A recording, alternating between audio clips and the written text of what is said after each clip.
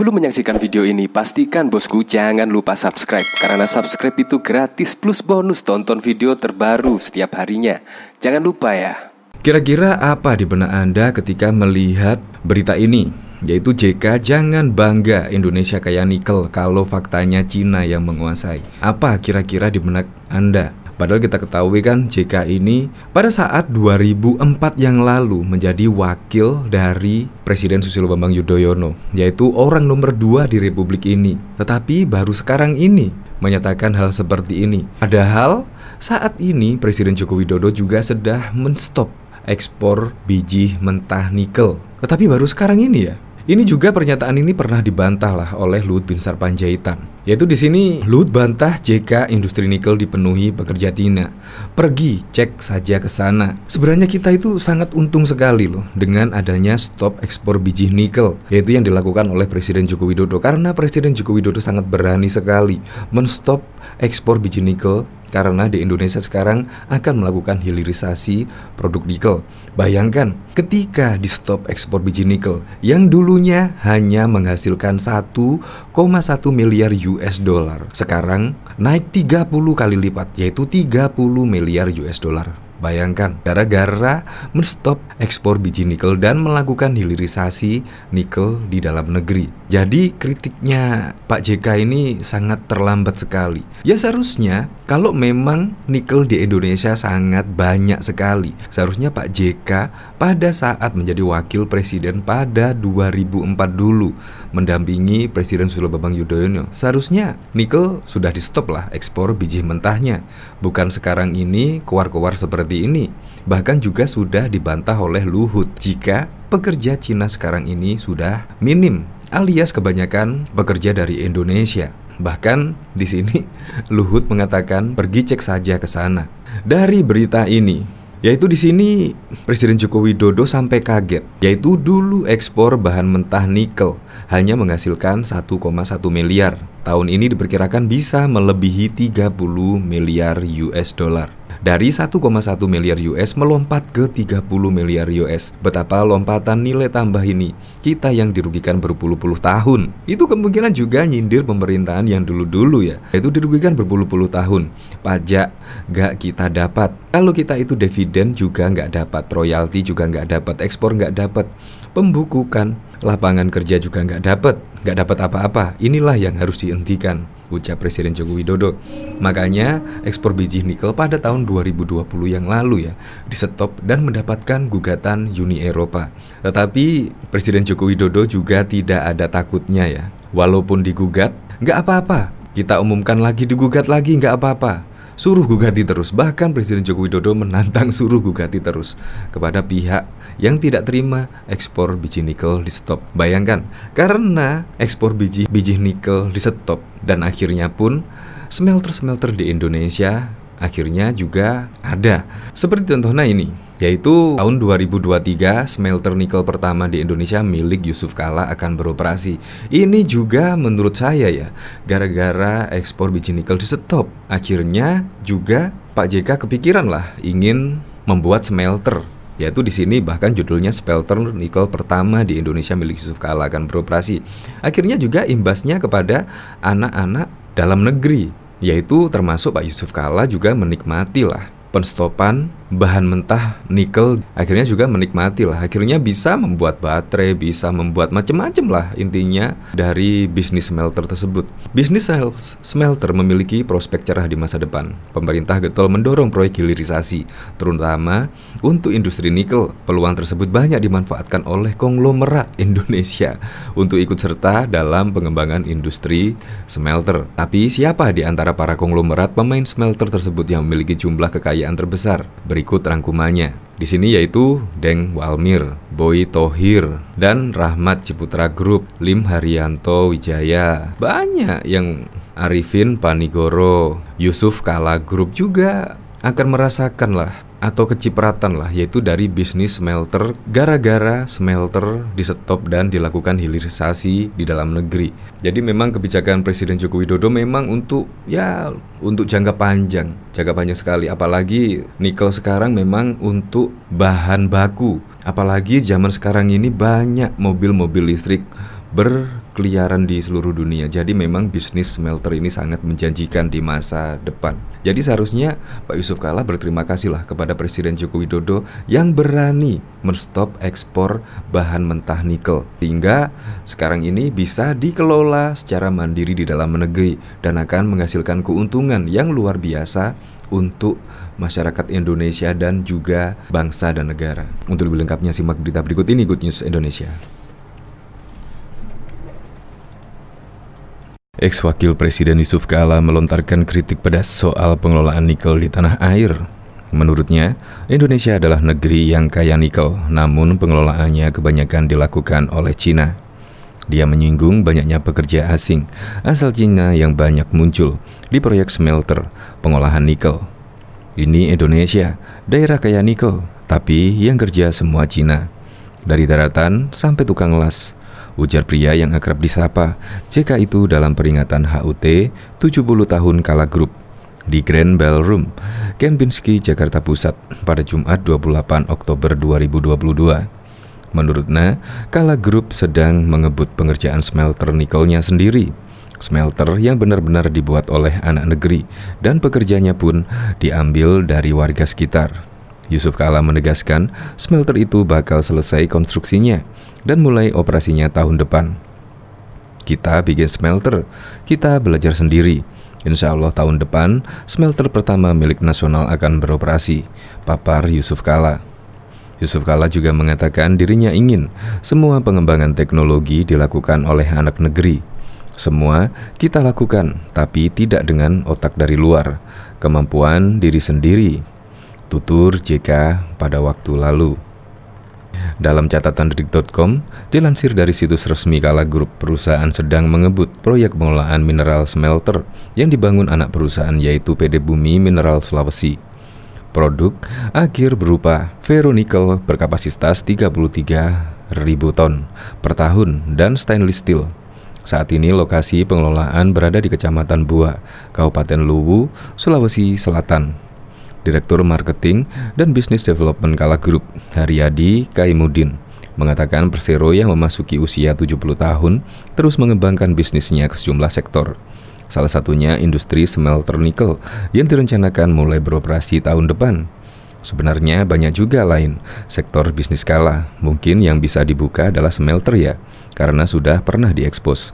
Smelter nikel sudah buka di dekat Palopo, itu insya Allah tahun depan sudah beroperasi, ujar Haryadi kepada wartawan di Pulau Dutungan Baru pada Sabtu 20 Agustus 2022 yang lalu.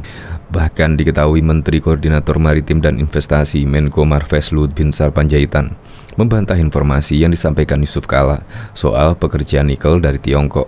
Menurut Luhut, awalnya saat pekerjaan konstruksi, pekerja dari Tiongkok memang mendominasi. Enggak, betul. Kalau waktu konstruksi dulu di awal tahun 2014 iya, sekarang sudah banyak orang Indonesia. Pergi saja lihat ke sana, ungkap Luhut kepada wartawan di Ciputra Artpreneur Kuningan, Jakarta Selatan pada Minggu 29 Oktober 2022. Sebelumnya, Yusuf Kalla memberikan kritik terkait industri pengelolaan nikel di Indonesia yang banyak dilakukan oleh pekerja dari Tiongkok. Di Indonesia, daerahnya kaya nikel, tetapi yang kerja semua dari Cina, kata JK dalam peringatan HUT ke-70 Kalla Group pada Jumat 28 Oktober 2022. JK mengatakan Kalla Group tengah melakukan pembuatan smelter nikel secara mandiri. Dia mengatakan bahwa seluruh pekerja yang terlibat berasal dari Indonesia. Hal ini membuktikan bahwa pihaknya mampu memanfaatkan sumber daya manusia di sekitar lokasi tanpa perlu mengimpor pekerja dari luar. Kami bikin smelter, kamu belajar sendiri. Insya Allah tahun depan smelter pertama milik nasional akan beroperasi, ujarnya. Menko Maritim dan Investasi Luhut Binsar Panjaitan membantah pernyataan mantan Wakil Presiden Republik Indonesia Yusuf Kalla soal pekerja di industri nikel di Indonesia dipenuhi oleh orang Cina. Luhut mengatakan, memang pada awalnya pekerja Cina mendominasi di awal pekerjaan konstruksinya. Namun, saat ini hal itu sudah tidak terjadi. Untuk membuktikan, Luhut meminta agar langsung mengecek ke lokasinya. Enggak betul, waktu construction dulu, awal-awal tahun 2014 ya. Sekarang sudah banyak orang-orang Indonesia. Pergi saja ke sana, kata Luhut saat ditemui dalam acara Demi Indonesia bersama Goto di Ciputra Artpreneur pada Sabtu 28 Oktober yang lalu. Sebelumnya, JK mengatakan bahwa Indonesia kaya akan nikel. Dia mengkritik proses pengerjaannya yang dilakukan oleh tenaga kerja asal Cina. Indonesia kaya nikel, tapi yang kerja semua dari Cina. Dari daratan sampai tukang las. Kita bikin smelter.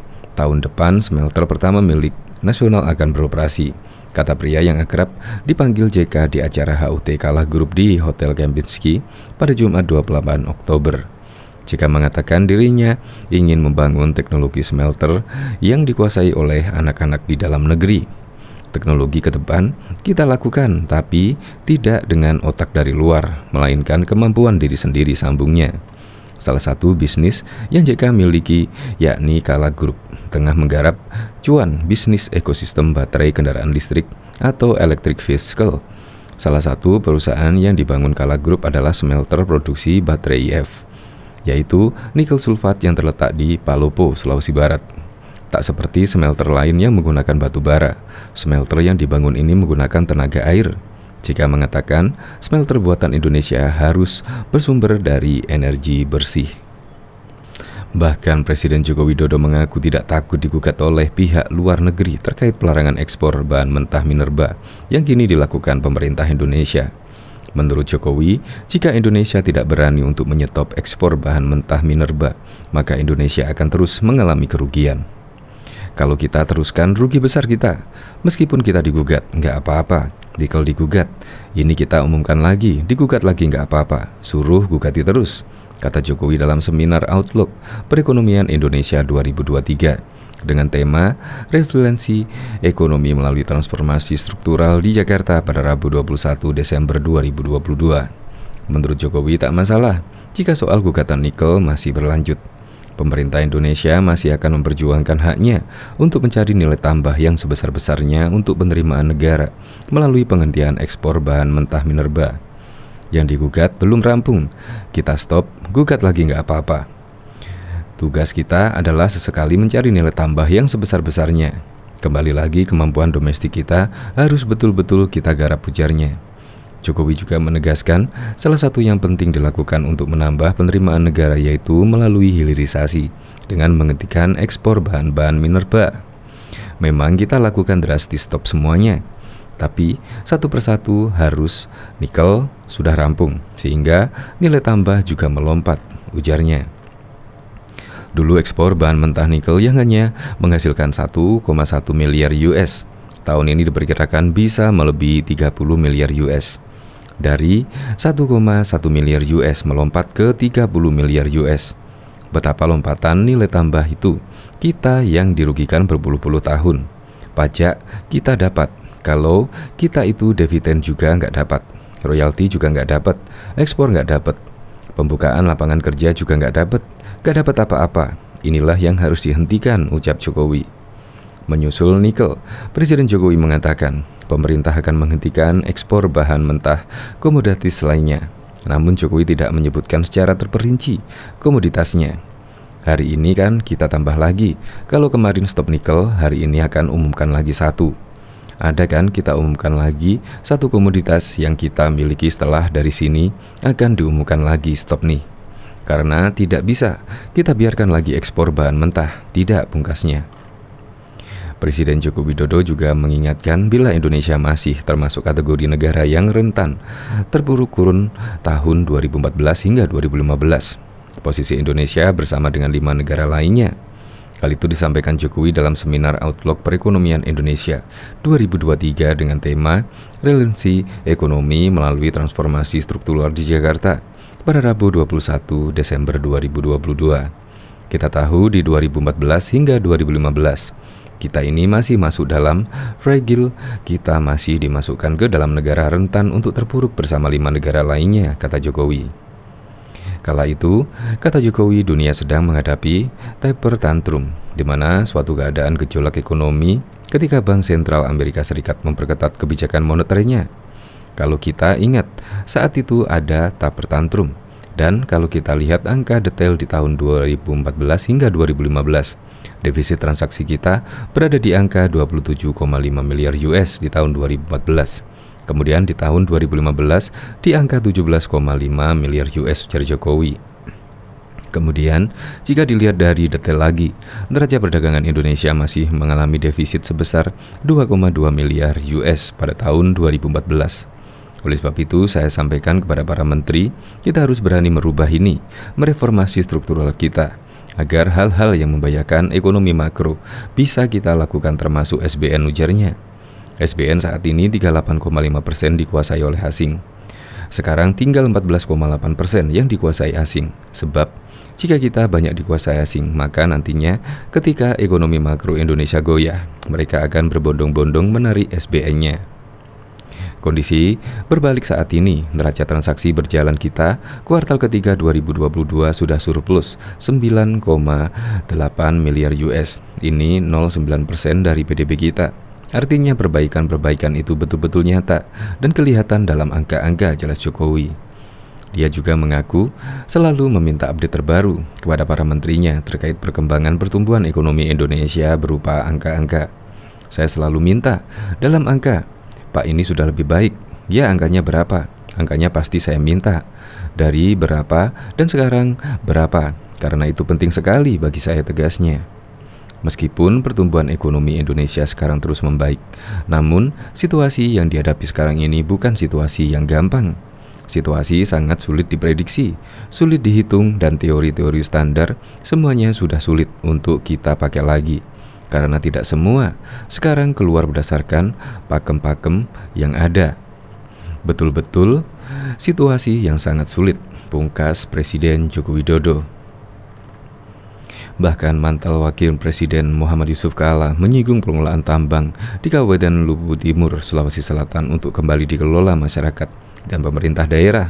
Yusuf Kala pada pertemuan pengusaha bertajuk Dari Pengusaha ke Pengusaha untuk Masa Depan Indonesia di Makassar pada Senin 30 Januari 2023 mendukung pemerintah Sulsel untuk mengambil alih pengelolaan tambang sebagai sumber daya alam di Luwu Timur yang saat ini dikelola oleh PT Vale. Kita tidak punya tambang, tapi dikelola PT Vale. Ini harus dikembalikan ke masyarakat supaya tidak terulang lagi konflik yang terjadi di Morowali, Sulawesi Tengah, ujarnya dikutip dari Antara.